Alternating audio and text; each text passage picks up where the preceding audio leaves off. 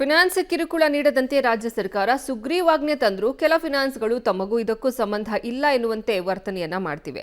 ಬೆಳಗಾವಿಯಲ್ಲಿ ಫಿನಾನ್ಸ್ಗಳ ಕಿರುಕುಳ ಜೋರಾಗಿದ್ದು, ಇದರಿಂದ ಗ್ರಾಮೀಣ ಭಾಗದ ಮಹಿಳೆಯರು ಮತ್ತೆ ನಲುಗಿದ್ದಾರೆ. ಫಿನಾನ್ಸ್ ಸಿಬ್ಬಂದಿಯಿಂದ ರೋಸಿ ಹೋಗಿರುವ ಮಹಿಳೆಯರು ಮಾಡಿದ್ದೇನು? ಸರ್ಕಾರಕ್ಕೆ ಮಹಿಳೆಯರ ಆಗ್ರಹ ಏನು ಅನ್ನೋದರ ಸ್ಟೋರಿ ಇಲ್ಲಿದೆ. ಸರ್ಕಾರದ ಸುಗ್ರೀವಾಜ್ಞೆಗೂ ಫೈನಾನ್ಸ್ಗಳು ಡೋಂಟ್ ಕೇರ್. ಬೆಳಗಾವಿಯಲ್ಲಿ ಮೈಕ್ರೋ ಫೈನಾನ್ಸ್ ಕಿರುಕುಳ, ಫೈನಾನ್ಸ್ ಹಾವಳಿ ವಿರುದ್ಧ ಮಹಿಳೆಯರ ಪ್ರತಿಭಟನೆ.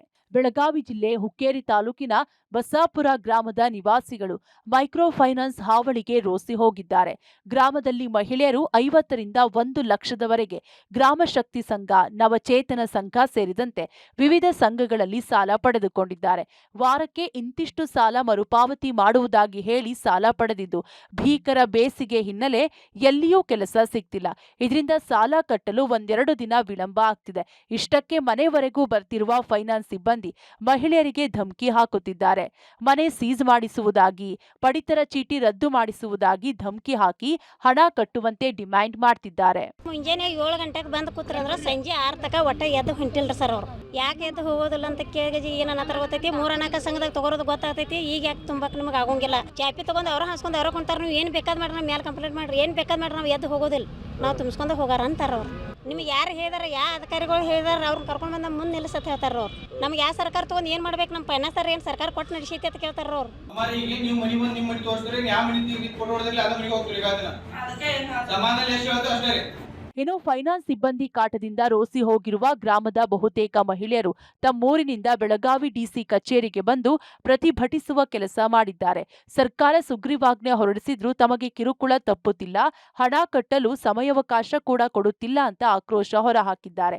ಕನ್ನಡ ಸಾಹಿತ್ಯ ಭವನದಿಂದ ಡಿಸಿ ಕಚೇರಿಯವರೆಗೂ ಪ್ರತಿಭಟನಾ ಮೆರವಣಿಗೆ ನಡೆಸಿ ಫೈನಾನ್ಸ್ ಸಿಬ್ಬಂದಿ ವಿರುದ್ಧ ಧಿಕ್ಕಾರ ಕೂಗಿ ಆಕ್ರೋಶ ಹೊರಹಾಕಿದ್ದಾರೆ. ಕಿರುಕುಳ ಕೊಡ್ತಿರುವ ಫೈನಾನ್ಸ್ ಸಿಬ್ಬಂದಿ ವಿರುದ್ಧ ಸೂಕ್ತ ಕ್ರಮ ಕೈಗೊಳ್ಳಿ ಅಂತ ಜಿಲ್ಲಾಧಿಕಾರಿಗೆ ಮನವಿ ಮಾಡಿದ್ದಾರೆ.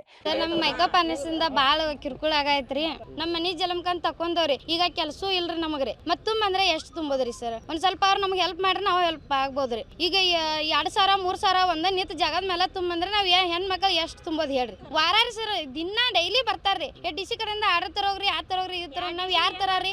ಏನ್ ಮಾಡಿದ್ರಿ ಸರ್? ನಾವ್ ಹಂಗಾದ್ರೆ ಆಧಾರ್ ಕಾರ್ಡ್ ರದ್ದು ಮಾಡ್ತಾನು, ರೇಷನ್ ಕಾರ್ಡ್ ಬಂದ್ ಮಾಡ್ತಾನು, ನಿಮ್ಮ ಮಕ್ಕಳು ಎಜುಕೇಶನ್ ಹಾಳು ಮಾಡ್ತೇವೆ ಅಂತ ಹೇಳ್ತಾರ್ರಿ ಸರ್. ಅವ್ರು ನಮಗ್ ಬಾ ಕಿರುಕುಳ ಆಯ್ತ್ರಿ, ನಮ್ಗೆ ಅವರಿಂದ ಮುಕ್ತಿ ಬೇಕ್ರಿ ಸರ್. ಸದ್ಯ ಸರ್ಕಾರ ಈ ರೀತಿ ಫೈನಾನ್ಸ್ಗಳ ಕಿರುಕುಳ ತಪ್ಪಿಸಲೆಂದೇ ಸುಗ್ರೀವಾಜ್ಞೆ ತಂದು ಅದಕ್ಕೆ ಕಡಿವಾಣ ಹಾಕುವ ಕೆಲಸ ಮಾಡುತ್ತಿದೆ. ಆದರೆ ಗ್ರಾಮೀಣ ಭಾಗದಲ್ಲಿ ಮಾತ್ರ ಸರ್ಕಾರದ ಆದೇಶಕ್ಕೆ ಫೈನಾನ್ಸ್ನವರು ಕವಡೆ ಕಾಸಿನ ಕಿಮ್ಮತ್ತು ನೀಡುತ್ತಿಲ್ಲ.